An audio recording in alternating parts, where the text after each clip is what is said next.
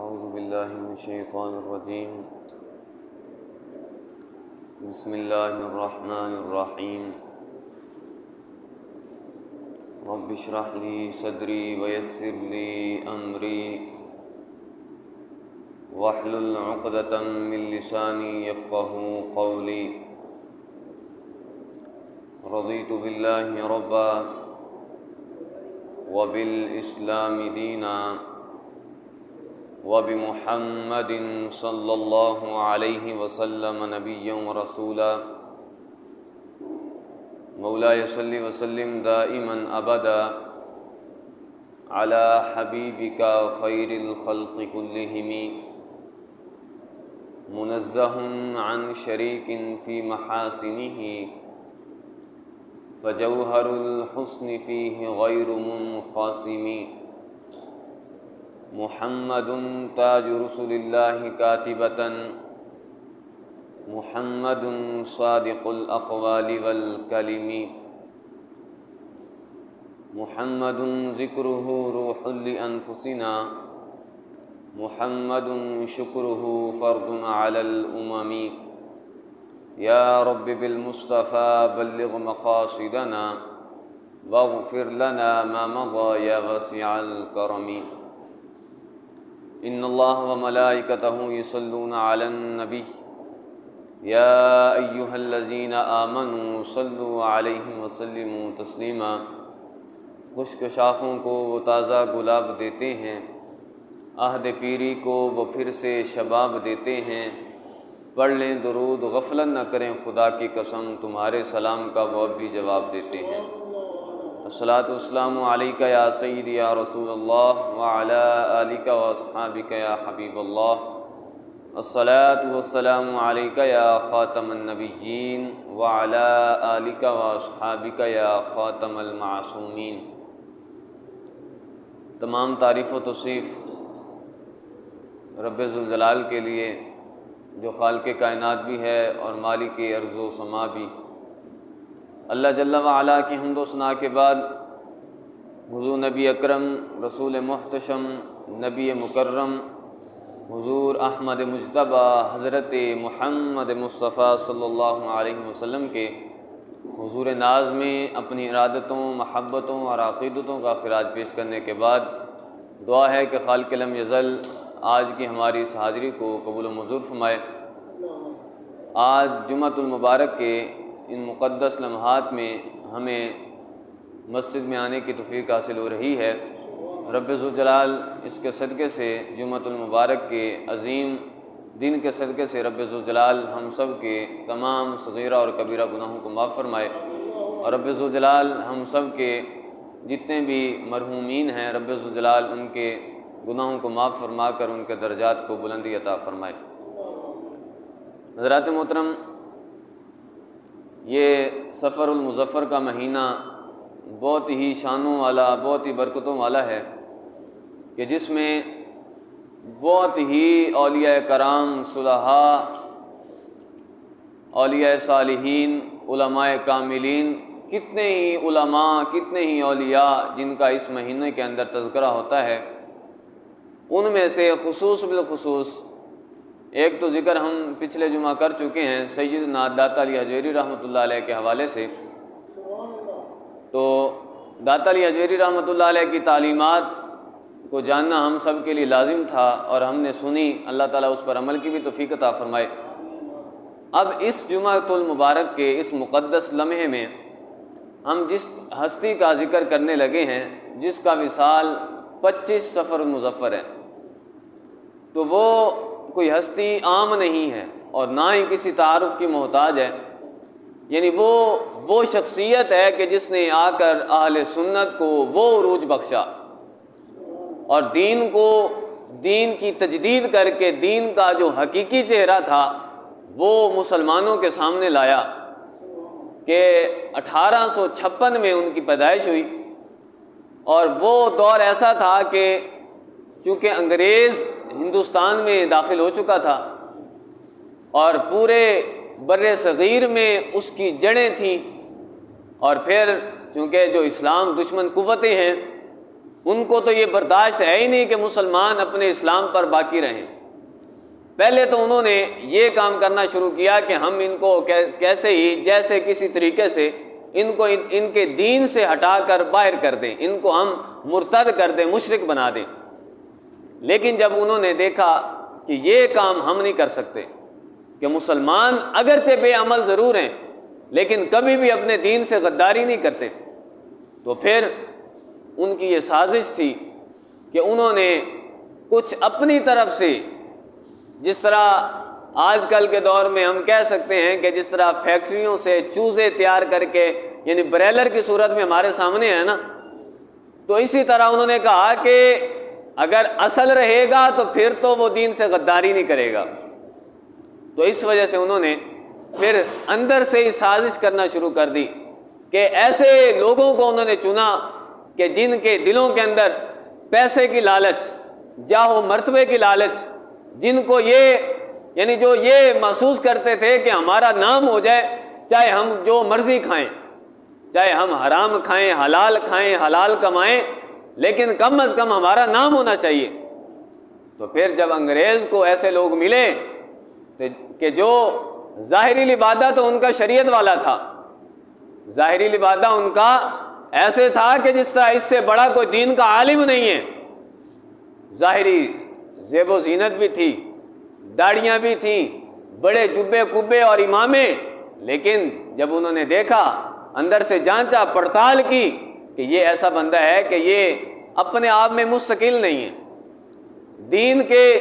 لحاظ سے اگر اس کو پیسے دے کر دین کے خلاف بلوایا جائے تو یہ ضرور ایسا کام کر سکے گا۔ تو جب ان کو ایسے لوگ ملے تو انہوں نے فتنوں کی بھرمار شروع کر دی۔ تو وہ دور ایسا تھا کہ ایک طرف سے ایک فتنہ، دوسری طرف سے دوسرا فتنہ، الغرض کتنے ہی فتنے، پر فتن دور تھا وہ، کہ جب جو حقیقی مسلمان تھے ان کو مشرک قرار دیا جا رہا تھا، امت مسلمہ کو مشرک قرار دے کر، اور یہ کہا جا رہا تھا کہ تم تو سارے ہو ہی مشرک چکے ہو۔ اور پھر کوئی فرقہ کسی کو انہوں نے جب بنایا سنوارا، اور پھر کسی کو تو حضور کی شان کے خلاف گستاخیاں بکنے کے لیے شروع کر دیا، کسی کو اس طرف لگا دیا، کوئی شان صحابہ میں بھونکتا، کوئی شان اہل بیت میں بھونکنا شروع ہو گیا، تو کوئی تو رب ذوالجلال کی بارگاہ کے اندر، اور پھر جو اشیاء حادث ہیں ان کو بھی قدیم ماننا شروع ہو گئے۔ تو وہ ایسا دور تھا کہ جب اہل سنت، بلکہ پورا دین خطرے میں تھا، پورے دین پر حملہ ہو رہا تھا، انگریز ہر طرف سے، ہر جہت سے، اگر خانقاہ میں مطلب ہے کہ کوئی پیر بیٹھا ہے، دین کا علم بردار ہے، دین کا علم اٹھائے ہوئے ہے، تو انہوں نے اسی کے مخالف ایک ایسا صوفی تیار کیا جو میں پہلے بتا چکا ہوں، برائلر صوفی تھا، تو جو صرف اور صرف پیسوں کی لالچ میں لوگوں کو گمراہ کرتا۔ تو اسی طرح ہر جہت سے، وہ خانقاہیں ہوں، وہ ممبر رسول ہو، وہ مصلی رسول ہو، ہر طرف سے انہوں نے حملہ کرنا شروع کر دیا۔ بالآخر مسلمان پریشان تھے۔ جب مسلمان پریشان تھے تو رب ذوالجلال کی طرف سے ہمیں ایک تحفہ ملا، اور اس کی پیشین گوئی رب ذوالجلال کے محبوب صلی اللہ علیہ وسلم پہلے کر کے گئے تھے۔ حضور علیہ السلام نے ارشاد فرمایا، ان اللہ یبعث لہذه الامہ عند رأس کل 100 سنۃ من یجدد لها دینها۔ رب ذوالجلال کے محبوب نے ارشاد فرمایا کہ میری جو امت ہے، اس امت میں اگرچہ حضور نے پہلے خبر دے دی تھی کہ اتنے فرقے آئیں گے، حضور جانتے تھے رب ذوالجلال کی عطا سے، رب ذوالجلال نے پہلے بتا دیا تھا کہ اے محبوب تم آخری امت، یعنی تم آخری نبی ہو، تمہاری امت آخری امت ہے، اور اس میں اتنے فرقے آئیں گے، ہر فرقے کا کام ہی ہوگا۔ ساتھ ساتھ رب ذوالجلال نے اپنے محبوب کو تحفے بھی عطا فرمائے، اور جس کی رب ذوالجلال کے محبوب نے خبر بیان فرمائی۔ رب ذوالجلال کے محبوب فرماتے ہیں کہ ان اللہ یبعث لہذه الامہ، کہ رب ذوالجلال اس امت میں عند رأس کل 100 سنۃ، ہر 100 سال بعد، ہر 100 سال بعد یعنی ہر صدی میں ایک ایسا بندہ بھیجے گا من یجدد لہا دینہا، کہ جو امت مرحومہ کے لیے امت مسلمہ کے لیے ان کے دین کی تجدید کرے گا، اور ان کے دین پر جتنے بھی غالیوں نے ان کا چہرہ بگاڑ کر پیش کیا ہوگا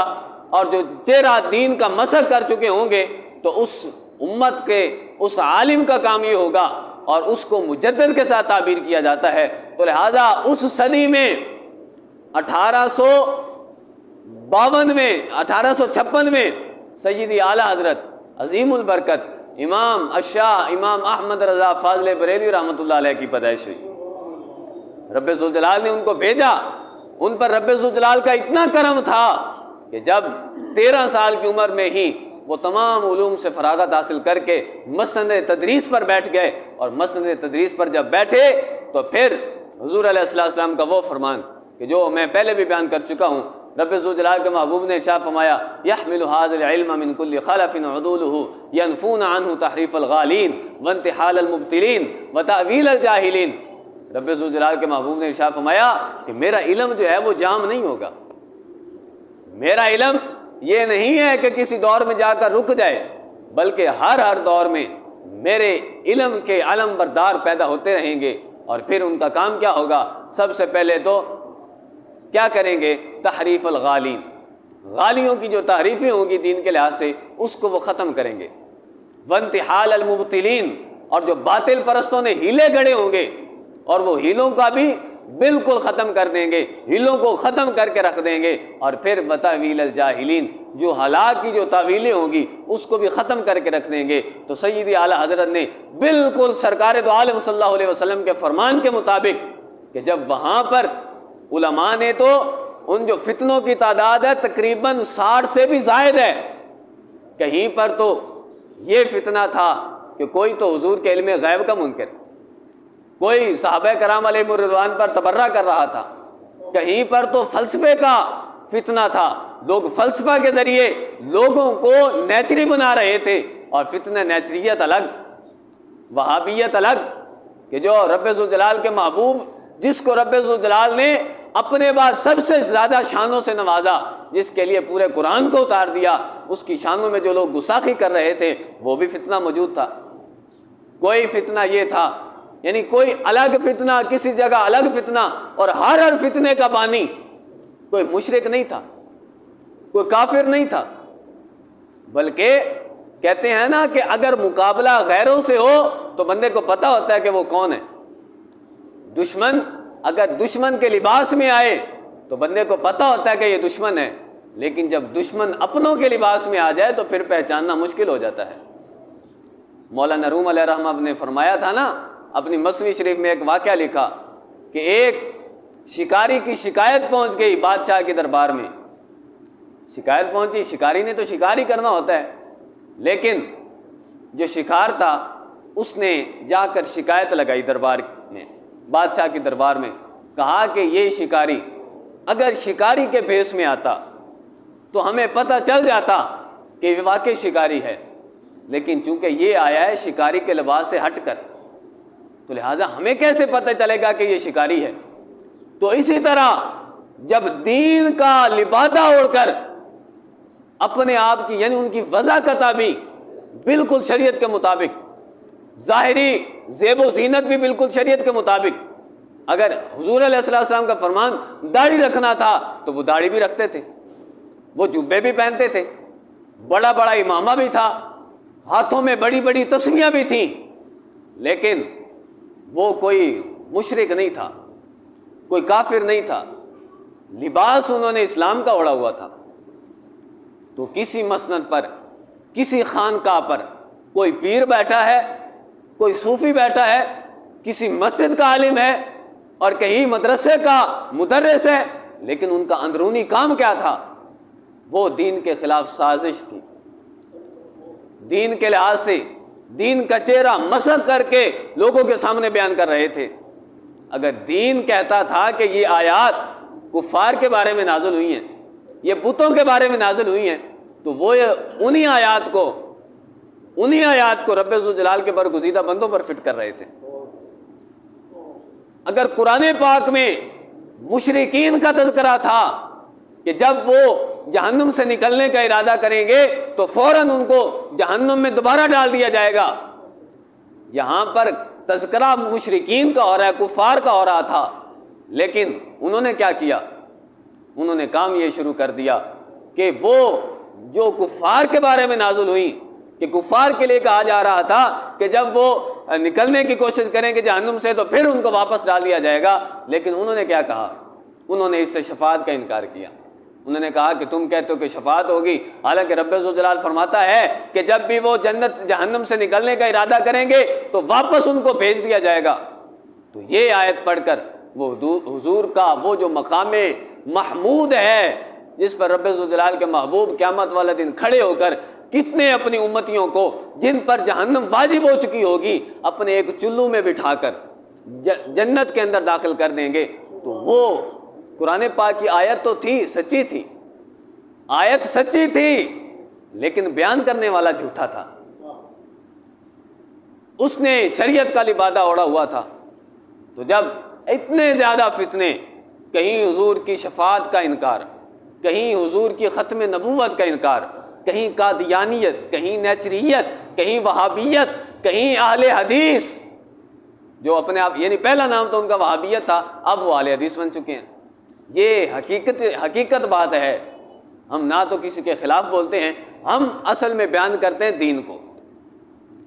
تو دین کے جو خلاف ہوگا صاف ظاہر ہے، جب آگ لگانے والے آگ لگا جائیں اور بجھانے والوں کو بندہ کہے کہ تم آگ نہ بجھاؤ، یہ تم غلط کر رہے ہو، تو یہ چیز اچھی تو نہیں ہے۔ پہلی بات تو یہ ہے کہ نا آگ لگانے والوں کو روکا جائے کہ تم نے آگ کیوں لگائی۔ تو لہذا یہ حق بنتا ہے ہمارا کہ دین کا جو حقیقی چہرہ ہمارے اکابر نے بیان کیا ہے، اور سلف و صالحین سے لے کر آج تک جو کچھ انہوں نے اپنے تجربات اور جو فرقوں کے لحاظ سے انہوں نے لکھا، ہمیں چاہیے کہ ہم ان کو سمجھیں۔ تو بہرحال میں بیان کر رہا تھا امام اہل سنت الشاہ امام احمد رضا فاضل بریلوی رحمت علیہ الرحمہ، یعنی ان کا وہ دور تھا کہ جب ہر طرف سے فتنہ، گلی گلی کے اندر فتنہ، اتنے زیادہ فتنہ کہ ایک بندہ، یعنی اگر اس کو رب ذوالجلال کی طرف سے قوت نہ دی جائے تو وہ تو ایک بندے کا بھی جواب نہ دے سکے، لیکن رب ذوالجلال کے محبوب نے چونکہ ارشاد فرمایا ہے کہ اس امت میں ہر صدی میں ایک مجدد آئے گا اور جو دین کو امت مرحومہ کے لیے نیا کر کے دکھا دے گا۔ اور نئے سے مراد یہ نہیں ہے کہ پہلے والا ختم ہو جائے گا، بلکہ غالیوں نے، بے وقوفوں نے، جاہلوں نے جو دین کے لحاظ سے تعریفیں کی ہوں گی، جو دین کے لحاظ سے ہیلے گڑے ہوں گے، اس کو وہ ختم کر کے دین کا جو اصلی چہرہ ہے وہ لوگوں کے سامنے لائے گا۔ تو لہٰذا کہتے ہیں نا، آج ایک شاعر نے کہا کہ دور کرنے کو زمانے سے آثار شر، دور کرنے کو زمانے سے سبھی آثار شر، ڈھونڈ ہے پھر احمد رضا کی شام و سحر۔ کہ آج جب ہم فتنوں کو دیکھتے ہیں تو آج پھر ہمیں کوئی غلام اعلیٰ حضرت ڈھونڈنا پڑے گا کہ جو آ کر پھر سے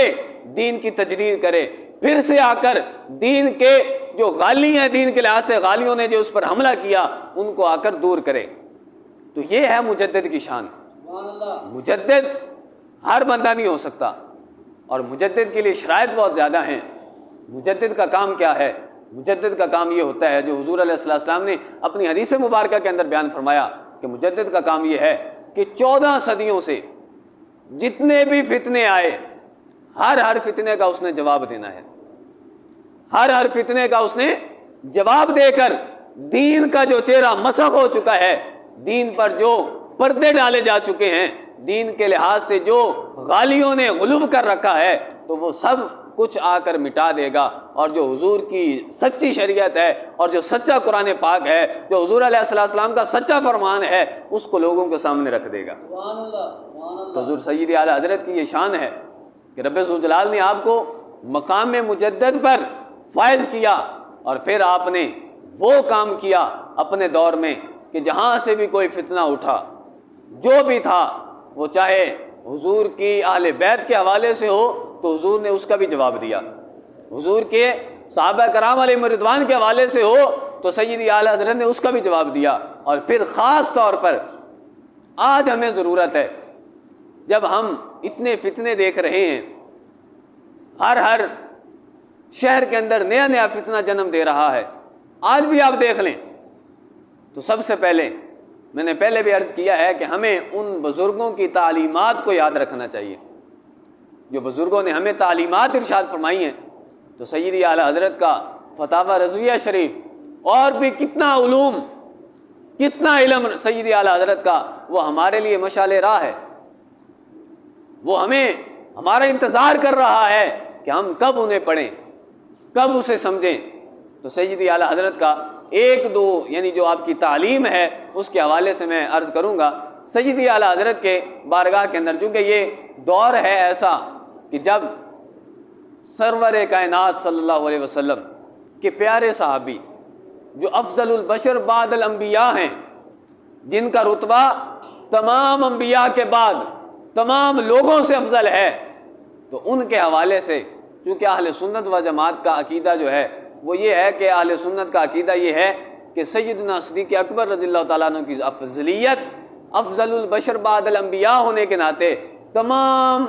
جو لوگوں پر جو ان کی افضلیت ہے وہ قطعی ہے، ان کی افضلیت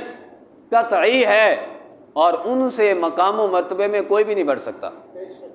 ان سے مقام و مرتبے میں کوئی بھی نہیں بڑھ سکتا انسانوں میں، یعنی جو نبیوں کے بعد رسولوں کے بعد جن کا مرتبہ ہے سب سے افضل ذات سیدنا صدیق اکبر کی ذات ہے۔ تو فتاوی رضویہ شریف 18ویں جلد میں سیدی اعلیٰ حضرت سے اس بارے میں سوال کیا گیا، تو یہ غور سے سننے والی بات ہے، اور باقاعدہ میں آسان لفظوں میں آپ کو سمجھاؤں گا۔ سیدی اعلیٰ حضرت سے فتاوی رضویہ شریف میں 18ویں جلد آپ سے ایک سوال کیا گیا، فتویٰ پوچھا گیا، آپ سے پوچھا گیا کہ ایک بندہ ہے جس کو زید کے ساتھ، یعنی یہ شریعت میں یہ ہوتا ہے یا علم اسلامی میں فقہ اسلامی میں یہ ہوتا ہے کہ جب کسی کے بارے میں سوال کیا جاتا ہے نا، کسی کے بارے میں سوال کیا جاتا ہے تو جو اس کا حقیقی نام ہوتا ہے وہ نہیں لیا جاتا، بلکہ فرضی نام زید رکھ دیا جاتا ہے، کسی کا نام عمر رکھ دیا جاتا ہے، کسی کا نام بکر رکھ دیا جاتا ہے۔ تو سیدی اعلیٰ حضرت سے سوال کیا گیا، عرض کی گئی کہ زید بحمد اللہ سنی ہے اور صحیح العقیدہ ہے اور کسی بھی ضروریات دینی کا منکر نہیں ہے۔ ضروریات دینی وہ ہوتی ہے کہ جس کو نہ ماننے سے بندہ کافر ہو جائے، مثلا یہ ہے کہ ضروریات دینی میں سے نماز کو فرض جاننا، نماز کو فرض جاننا، فرض ماننا، یہ ضروریات دین میں سے ہے، اور اسی طرح روزے کو فرض ماننا، اور اسی طرح حلال کو حلال سمجھنا اور حرام کو حرام سمجھنا، اگر کوئی اس کے خلاف چلے تو وہ کافر ہو جاتا ہے۔ تو یہ ہے ضروریات دین۔ تو سیدی اعلیٰ حضرت سے پوچھا گیا کہ زید بحمد اللہ سنی ہے، صحیح العقیدہ ہے، لیکن مطلب ہے کہ اگر کوئی ضروریات دین کا منکر ہو اسے کافر مرتد بھی جانتا ہے، لیکن اس کا عقیدہ یہ ہے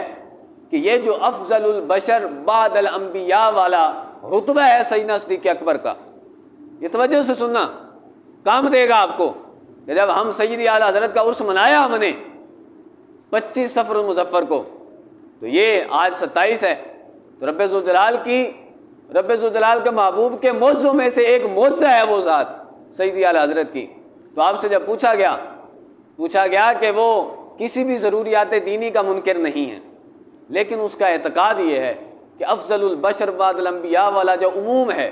یعنی یہ عام ہے نا کہ تمام بشروں سے افضل ہیں، تمام بشروں سے، یعنی انبیاء کے بعد، انبیاء اور رسولوں کے بعد سب سے افضلیت، سب سے افضل درجہ کس کا ہے؟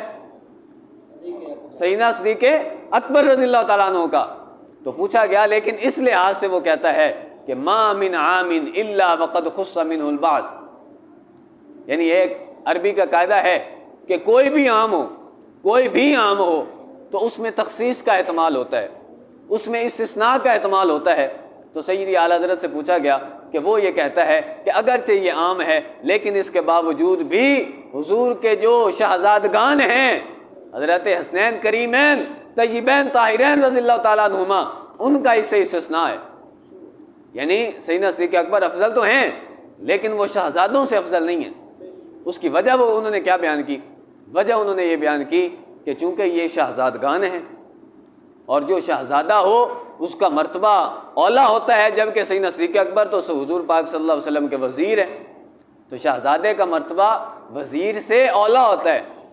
تو یہ سوال ہے، جواب بھی سننا ضرور۔ تو پھر کیا ہوا؟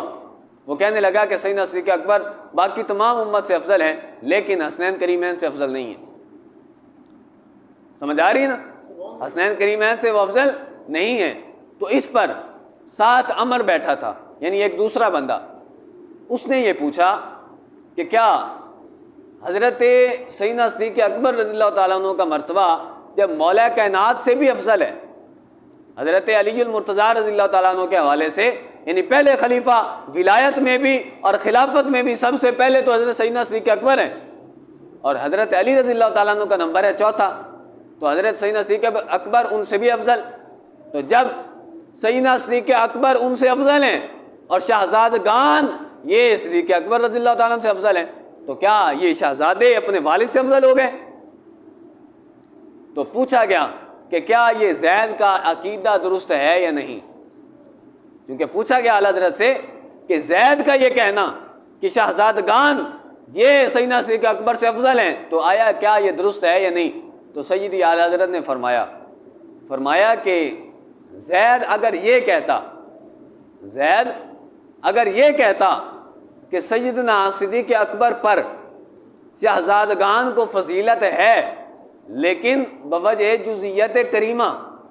یعنی اس جزوی فضیلت کے کہ جو حضور علیہ السلام کی ان کے ذریعے سے ان کے ساتھ نسبت ہے، اس کی وجہ سے اگر وہ کہتا کہ سیدنا صدیق اکبر رضی اللہ تعالیٰ عنہ پر ان کی افضلیت ہے لیکن جزوی کلی نہیں، تو فرمانے لگے کہ تو حق تھا، پھر تو اس کی بات درست تھی، لیکن چونکہ اس نے اپنی جہالت سے سبتین کو فضیلت کلی عطا کر دی اور سبتین کے لیے حسنین کریمین کے لیے فضیلت کلی ثابت کی، تو فرمایا یہ اہل سنت سے خارج ہو چکا ہے۔ یہ اہل سنت سے، اب ظاہری صورت تو یہ بتاتی ہے کہ بیان کرنے والا شان اہل بیت کو بیان کر رہا تھا، سمجھ آ رہی ہے نا؟ تو سیدی اعلیٰ حضرت کا علم ہے، صاحب ظاہر ہے، سمجھنے کے لیے تھوڑا ٹائم لگے گا۔ تو سیدی اعلیٰ حضرت نے کیا فرمایا؟ سیدی اعلیٰ حضرت نے یہ فرمایا کہ یعنی اب آپ یہ سوچیں، اگر عام بندے کے سامنے یہ رکھا جائے، کیونکہ شہزادگان حضور کے شہزادے ہیں اور پھر سیدنا صدیق اکبر وزیر ہیں، تو شہزادہ جو ہے وہ وزیر سے افضل ہوتا ہے، لیکن اعلیٰ حضرت نے فرمایا یہ نہیں ہے، فضیلت جزئی کے لحاظ سے دیکھا جائے تو وہ افضل ہیں، لیکن فضیلت کلی،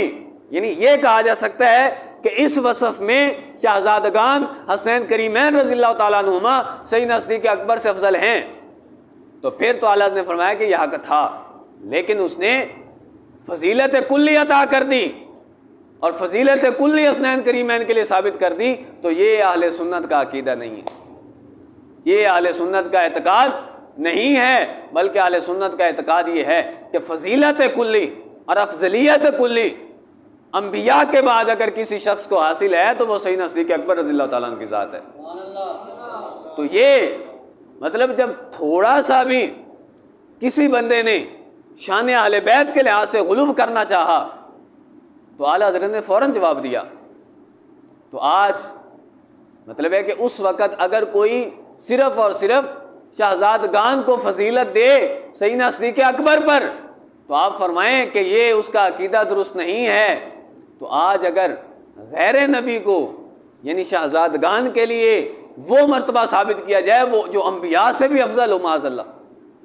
کیونکہ آپ سنتے رہتے ہوں گے یا ہم تو سنتے ہیں، سمجھتے بھی ہیں کہ کچھ لوگ تو آج کے دور میں ایسے پیدا ہو چکے ہیں کہ جو غیر نبی کو یعنی ولی کو، ایک ولی کو جس کا مقام و مرتبہ اللہ تعالیٰ کے ہاں بہت بلند ہے، لیکن وہ انبیاء سے بھی افضل قرار دیتے ہیں۔ تو سیدی اعلیٰ حضرت نے اسی وقت ہمارے لیے یہ سمجھا دیا کہ ایک ولی اگرچہ جتنا مرضی بڑے درجے کا ہو جائے تو سیدنا صدیق اکبر سے افضل نہیں ہو سکتا، تو پھر سرور کائنات صلی اللہ علیہ وسلم اور یا پھر کوئی بھی نبی ہو اس نبی سے کیسے افضل ہو سکتا ہے؟ تو لہٰذا سیدی اعلیٰ حضرت نے ہمارے لیے سب کچھ بیان کیا، وہ آج کے فتنہ جو بھی ہو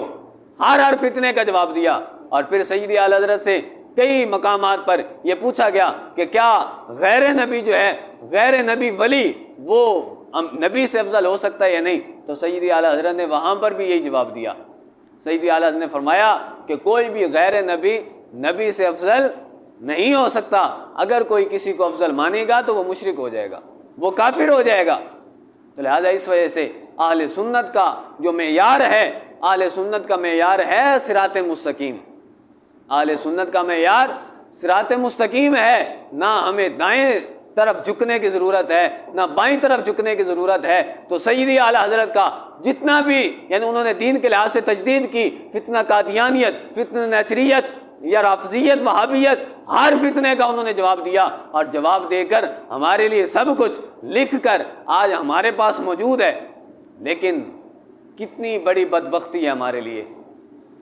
کہ اس دین کو سمجھنے کے لیے، جس دین کی خاطر ہمارے بزرگوں نے اپنے دل و جگر کا خون پیش کیا اور ہر زمانے میں وہ ڈٹ گئے، لیکن کتنی بدبختی ہے کہ اس علم کو آج یعنی اس علم کی آج ہمیں سمجھ ہی نہیں آتی۔ یعنی جو کفار انگلش میں کتابیں لکھ گئے اس کو تو سمجھنے کی ہمیں ضرورت ہے، ہمارے گمان میں وہ تو سمجھنے کی ضرورت ہے، لیکن کیا دین کے لحاظ سے جن لوگوں نے اپنا خون جگر دیا ہو اور پھر ہر فتنے کے مقابلے میں وہ ڈٹ گئے ہوں، اور ڈٹ جانے کے بعد پھر انہوں نے دین کو بالکل صفاف اور شفاف کر کے ہم تک پہنچایا ہو، تو کیا ہمارا حق نہیں بنتا کہ ان کی تعلیمات کو سمجھے؟ ہمارا حق نہیں بنتا کہ جن کو رب ذوالجلال نے مقام مجدد عطا فرمایا، جن کو دین کے لیے لحاظ سے تجدیدی کارنامے کرنے کے لیے، پیش کرنے کے لیے رب ذوالجلال نے جن کو توفیق بخشی، تو کم از کم ہمارا بھی تو یہ حق بنتا ہے نا کہ انہوں نے جو کچھ لکھا ہم ان کو سمجھیں۔ اور اس کو کیسے سمجھیں گے؟ جب ہم مدارس میں جائیں گے۔ اور مدارس میں کیسے جائیں گے؟ جب مدارس کے لحاظ سے ہمارے دلوں میں محبت ہوگی۔ آج ہم مسجد میں امام کے سامنے، امام کے پیچھے نماز بھی پڑھ لیتے ہیں، امام جنازہ بھی پڑھا لیتا ہے، عالم دین تمہارا نماز جنازہ پڑھائے گا، تمہارے لیے کفن بھی تیار کروائے گا اور پھر ہر مسئلہ بتائے گا، لیکن اسی عالم دین کے لیے مسجد سے جیسے ہم باہر نکلیں تو غیبتیں، اسی دین کے عالم کے لیے رب ذوالجلال کے محبوب کے لائے ہوئے دین پر جو دین کا جو علم رکھنے والا ہے، اس کے لحاظ سے اگر ہماری یہ سوچیں ہو جائیں تو پھر ہمارے اندر دین کا علم حاصل کرنے کا جذبہ کیسے پیدا ہوگا؟ تو لہذا دین کی حقانیت کو سمجھیں۔ دین کے لحاظ سے جو ہمیں سامنا ہے غیر مسلم قوتوں کا اور غیر مشرک لوگوں کا، مشرکین لوگوں کا، تو ہمیں سمجھنا چاہیے کہ جب ہم اس لحاظ سے علم سیکھیں گے تو پھر ہی ہمیں پتہ چلے گا۔ تو آج ابھی کے وقت کے لیے اسی ہفتے میں، اور یہ جو سب سے بڑا دین کے خلاف جو کام کیا گیا ہماری حکومت پاکستان کی طرف سے، کتنا بڑا کام! یہی لوگ جو اسمبلیوں میں بیٹھے ہیں، دین کا اگر علم ہوتا تو ان کو پتہ ہوتا، لیکن کتنے بھولے بھالے لوگ ہیں ہمارے بھی کچھ لوگ جو کہتے ہیں کہ یہ ٹھیک ہے۔ معاذ اللہ، قرآن پاک میں رب ذوالجلال نے جس قوم کی اتنی مذمت کی اور جن کے کام کو اتنا بڑا برا کہا اور پھر ان کو عذاب یہ دیا کہ آسمان پر لے جا کر اس بستی کو نیچے گرا کر الٹا اور اوپر سے پتھر برسائے گئے، تو آج اسلامی نظریے پر بننے والی حکومت کے اندر یہ ٹرانسجینڈر بل کیوں پاس کیا گیا؟ کیا یہ اسلامی نظریہ ہے؟ تو لوگ کہتے ہیں کہ مولوی کا کام مسجد ہے، بس مسجد سنبھالے، لیکن کیا باہر کا کام کوئی اور کرے گا؟ باہر کا کام اگر ہم نے ان کے سپرد کر دیا تو کل ہمارے قرآن پر بھی حملہ ہوگا، کل سارا دین اجڑ جائے گا اور لوگ دین پر بھی حملہ کریں گے۔ تو اس کے لیے سب سے پہلے ضرورت ہے ہمیں اپنے آپ کو تیار کرنے کی کہ دین کے لحاظ سے جو ہمیں قربانیاں دینی پڑے ہم قربانیاں دیں، اور دین کے لحاظ سے جو ہمیں سیکھنا پڑے وہ سیکھیں۔ تو یہ ٹرانسجینڈر بل کیا ہے؟ یہ نام کچھ اور ہے لیکن اس کے اندر کچھ اور ہے۔ تو کیا کسی زمانے میں مرد کی مرد کے ساتھ شادی جائز ہوئی ہے؟ کسی زمانے میں، بلکہ رب ذوالجلال نے تو قرآن پاک میں ان لوگوں کی مذمت کی. یہ تو مطلب وہ تو عمل بد کرتے تھے، شادی بھی نہیں کرتے تھے. اور وہ رب ذوالجلال فرماتا ہے کئی مقامات پر، 19 پارہ دیکھ لو یا پھر کوئی اور پارہ دیکھ لو جہاں پر ان قوم لوط کا ذکر ہے، رب ذوالجلال فرماتا ہے، رب ذوالجلال نے جب ڈیوٹی لگائی حضرت لوط علیہ السلام کی، تو جب آپ جا کر کہنے لگے کہ اے میری امت، تم کیسے کاموں میں شروع ہو گئے ہو جو تم سے پہلے کسی اور نے کیا ہی نہیں. تمہارے لیے شہوت پوری کرنے کے لیے رب ذوالجلال نے عورتوں کو پیدا کیا ہے، تو تم جائز طریقے سے ان کے پاس رہو، ان سے صحبت کرو، اپنی شہوت پوری کرو، لیکن تم مردوں کے پاس آ گئے ہو. لیکن بالآخر جب نہ وہ مانے تو پھر کیا ہوا؟ رب ذوالجلال نے حکم دیا حضرت لوط علیہ السلام کو کہ تم خود اور آپ کے جتنے بھی ایمان والے ہیں، آپ پر جتنا ایمان لانے والے لوگ ہیں، ان کو نکالیے اس بستی سے. تو جب آپ نکل گئے تو پھر کیا ہوا؟ چشم فلک نے یہ منظر بھی دیکھا کہ اس پوری قوم کو کام ان کا کیا تھا. یعنی وہ اگرچہ اس چیز کو ہلاکت بھی سمجھتے تھے، غلط بھی سمجھتے تھے، شاید ناجائز بھی سمجھتے ہوں، لیکن اس کے باوجود ان کا کام یہ تھا. تو رب ذوالجلال نے کیا کیا؟ ان کی بستی کے لیے بستی میں فرشتوں کو بھیجا، اور جو فرشتے حضرت لوط علیہ السلام سے ملے اور کہنے لگے کہ تم باہر چلے جاؤ اس بستی سے اور فلاں پہاڑی پر جا کر انتظار کرو اور دیکھو کہ اس کام کو کرنے والوں کا انجام کیا ہوتا ہے. تو پھر کیا ہوا؟ اس بستی کو اٹھایا گیا، آسمان پر لے جایا گیا، آسمان سے الٹا کر کے اس کو نیچے گرایا گیا اور اوپر سے پتھروں کی برسات ہوئی. تو رب ذوالجلال کے محبوب نے اپنی امت کے لیے بھی سب کچھ بیان کیا ہے. قرآن پاک ایک ہدایت کے لیے ہمارے پاس اترا ہے، تو قرآن پاک کے اندر تو سب کچھ بیان کیا گیا. تو یہ ٹرانسجینڈر بل کہاں سے آیا؟ یہ کیا ایک مسلم دل کی اختراع ہو سکتی ہے؟ کیا مسلمان دل سے یہ مان سکتا ہے کہ ایک مرد مرد سے شادی کر لے؟ معاذ اللہ. جس کے لحاظ سے قرآن و سنت میں اتنی مذمت ہو، حتیٰ کہ اگر ایک مرد ہے وہ عورت کے جو مقام دبر ہے اس میں بھی اس کے لیے تو وطی کرنا جائز نہیں ہے، کیونکہ رب ذوالجلال نے یہ ضرورتاً ہمارے لیے جائز قرار دیا. تو وہ ایک ہی مقام ہے بس، اس کے علاوہ تو عورت کے ساتھ بھی یہ چیز جائز نہیں ہے. تو آج اگر ہم اسلامی نظریے پر بننے والا پاکستان، جس کی بیس کیا تھی کہ پاکستان کا مطلب کہا لا الہ الا اللہ اور قانون ریاست کیا ہوگا محمد رسول اللہ، تو کیا آپ سمجھتے ہیں کہ قانون ریاست یہ ہے؟ قانون ریاست شریعت کے مطابق ہے یہ؟ ہرگز نہیں. تو ہمیں سمجھنے کی ضرورت ہے، ہمیں دیکھنے کی ضرورت ہے کہ ہم آج جن کا حکم مان رہے ہیں تو وہ کس کا حکم مانتے ہیں. قرآن و سنت کا تو یہ حکم ہو نہیں سکتا. نہ رب ذوالجلال نے ارشاد فرمایا، نہ محبوب دو عالم صلی اللہ علیہ وسلم نے بیان فرمایا، نہ ہم تک کسی عالم نے یہ کام پہنچایا کہ یہ بھی جائز ہے. تو پھر سوچو تو صحیح یہ کہاں سے آ رہا ہے. تو یہ کام ہمیں یورپ نے دیا، ہمیں امریکہ نے دیا، حالانکہ کئی کافر ممالک ہیں، کافر ممالک جن میں یہ بل پاس نہیں ہو سکا. ہندوستان میں یہ بل پاس نہیں ہے، حالانکہ کافر حکومت ہے. اور بھی کتنے ممالک ہیں کہ جہاں پر یہ بل پاس نہیں ہوا. لیکن اس ملک پاکستان کے ساتھ اتنی بڑی خیانت کہ جو محبوب دو عالم صلی اللہ علیہ وسلم کے نام کے صدقے سے یوں ہی ہماری جھولی میں نہیں ڈال دیا گیا، بلکہ اس کے لیے کتنے لاکھ لوگوں نے قربانیاں دی، کتنے ہزار لوگوں نے اپنے گھروں کو چھوڑا، کتنی ماؤں کی کتنی بہنوں کی عزتیں لٹ گئی،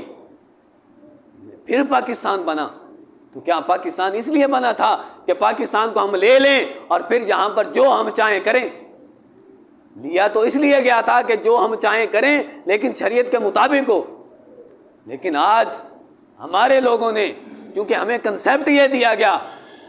کہ شریعت، چونکہ ہم جب سکولز میں جاتے ہیں، یونیورسٹیز میں جاتے ہیں، تو وہاں پر کنسیپٹ جو ہے شریعت کو ماننے کا بالکل نہیں دیا جاتا.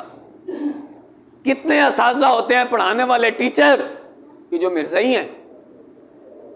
باہر کی یونیورسٹیوں میں جاتے ہیں، کتنے وہاں پر جو ٹیچر ہیں، لیکچرار ہیں، وہ عیسائی ہیں. کتنے لیکچرار کافر و مشرک ہیں. تو جب انہوں نے مسلمان بچوں کو پڑھانا ہے تو مسلمان سب سے پہلے اس کے لیے ضروری ہے کہ وہ اپنی آنکھ کو تیار کرے، کیونکہ دین کا علم آنکھ ہے، اور یہ جو عصری علوم ہیں یہ اینک ہیں۔ آنکھ ہو تو اینک کی ضرورت ہوتی ہے، اور اگر آنکھ ہی نہ ہو، خواہ مخواہ اینک پہنی ہو تو یہ فراڈ ہے۔ تو لہٰذا اگر کوئی پڑھنے جائے بھی صحیح تو سب سے پہلے اسے پتہ ہونا چاہیے کہ ہمارا دین کیا کہتا ہے۔ اگر وہ وہاں پر کوئی کام خلاف شریعت کروانا چاہتے ہیں تو فوراً ہمارے ذہن میں آنا چاہیے کہ محبوب تو عالم صلی اللہ علیہ وسلم تو اس سے ناراض ہوتے ہیں، قرآن و سنت کا تو حکم اس کے خلاف ہے۔ تو لہذا عصری علوم حاصل بھی کرنے چاہیے، لیکن سب سے پہلے آنکھ سلامت ہو۔ جب آنکھ سلامت ہوگی تو پھر ہمیں پتہ چلے گا کہ یہ جو بات کر رہا ہے حقیقت میں اس کے پیچھے کون سی قوت ہے جو اس سے بلوا رہی ہے۔ لہٰذا ہمیں سمجھنے کی ضرورت ہے۔ تو حضور سیدی اعلیٰ حضرت کا یہ خصوصی طور پر میں نے ان کا ذکر کیا کیونکہ انہوں نے دین کے لحاظ سے تجدیدی کام کیے، اور اتنے تجدیدی کام کیے کہ آج اگر ہم ان کو پڑھیں تو دل باغ باغ ہو جاتا ہے کہ حضور صلی اللہ علیہ وسلم کی اتنی شان کہ جب ان کا کنز الایمان پڑھا جائے تو ہر لائن کے ترجمے میں دل باغ باغ ہو اٹھتا ہے کہ محبوب دو عالم صلی اللہ علیہ وسلم کی یا ہر بندے کی، یعنی جو بھی شخصیت ہو اس کی ایسے شان بیان کی گئی ہے جیسے اس کا مقام و مرتبہ تھا۔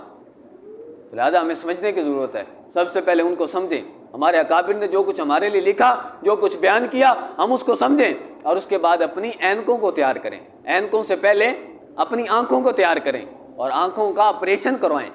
جس طرح آنکھ خراب ہو جائے تو آپریشن کروانے کے لیے کہاں جاتے ہیں آپ؟ ہاسپٹل میں، ڈاکٹر کے پاس۔ تو اسی طرح جو نظریے کی آنکھ ہے، نظریے کی اور عقیدے کی آنکھ، اس کو آپ صحیح کروانے کے لیے تو صاف ظاہر ہے اگر آپ نے آنکھ صحیح کروانی ہو تو کسی موچی کے پاس تو نہیں جائیں گے نا، ٹانکے کھلوانے ہو تو کسی موچی کے پاس جائیں گے کہ بھئی موچی کے پاس جائیں بھئی آنکھ کے ٹانکے کھول دو؟ ہرگز نہیں ہو سکتا۔ جس کا جو کام ہے، جس کا کام اسی کو ساجے، جس کا کام وہی کرے گا۔ تو لہٰذا دین کے لحاظ سے جو آنکھیں تیار ہوتی ہیں وہ مدارس دینیہ میں ہوتی ہیں، اور مدارس دینیہ بھی وہ جو قرآن و سنت کے بالکل مطابق ہوں، جو حقیقت بیان کریں، جو حقیقت بیان کریں، کسی کے دباؤ میں آ کر شریعت کے خلاف کبھی بات نہ کریں۔ تو لہٰذا ہمیں ضرورت ہے کہ سب سے پہلے اپنے نظریے کی آنکھ کو تیار کریں، نظریے کی اور عقیدے کی آنکھ کو جب بالکل فریش ہو جائے اور اس میں پھر سرما حضور صلی اللہ علیہ وسلم کی محبت کا لگائیں، صحابہ کرام علیہم الرضوان کی محبت کا سرما لگایا جائے، اور پھر اہل بیت کرام علیہم الرضوان کی محبت کا سرما جب لگایا جائے گا تو پھر جب ہی ہمارے سامنے کوئی بھونکے گا دین کے خلاف تو ہمیں پتہ چل جائے گا کہ اے بھونکنے والے، تو جو کچھ بھونکتا رہو، ہمارا عقیدہ وہی ہے جو سرور کائنات صلی اللہ علیہ وسلم نے ہم تک پہنچایا ہے اور جس پر ہمارے اکابر نے اتنی قربانیاں دی ہیں۔ تو لہٰذا